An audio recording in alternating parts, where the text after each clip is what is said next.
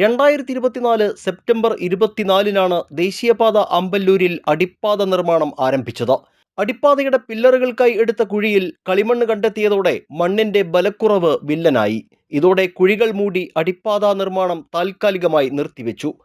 പരിശോധനകൾക്ക് ശേഷം ബോക്സ് രൂപത്തിലുള്ള അടിപ്പാതയ്ക്കായി പുതിയ രൂപരേഖ തയ്യാറാക്കിയാണ് 2 മാസത്തിനകം നിർമ്മാണം പുനരാരംഭിച്ചത്. പിന്നീട് ദേശീയപാതയിൽ മുൻപെങ്ങുമില്ലാത്ത ഗതാഗത കുരുക്കിനാണ് അമ്പല്ലൂർ സാക്ഷ്യം വഹിച്ചത്. സർവീസ് റോഡുകൾ തകർന്ന് ഗതാഗതക്കുരുക്കും യാത്രാ ദുരിതവും നിരന്തരം വാർത്തകളിൽ ഇടം പിടിച്ചു.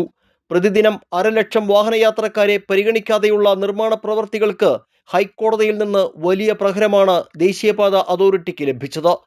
1.5 മാസത്തിലേറെ പാലിയക്കരയിൽ ടോൾ പിരിവ് പോലും നിർത്തിവെപ്പിച്ചത് അതോറിറ്റിക്ക് വലിയ തിരിച്ചടിയായി.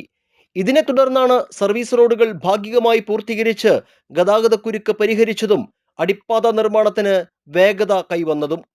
രൂക്ഷമായ ഗതാഗതക്കുരുക്കിനെ തുടർന്ന് സ്വകാര്യ ബസ് ജീവനക്കാർ സമരത്തിലായതോടെ 2025 മെയ് 24-നാണ് അടിപ്പാതയ്ക്കടിയിലൂടെ വാഹനങ്ങൾ കടത്തിവിടാൻ തുടങ്ങിയത്. നിലവിൽ ചാലക്കുടി ഭാഗത്തു നിന്നുള്ള അപ്രോച്ച് റോഡിന്റെ ടാറിംഗ് പ്രവർത്തികൾ ആരംഭിച്ചു.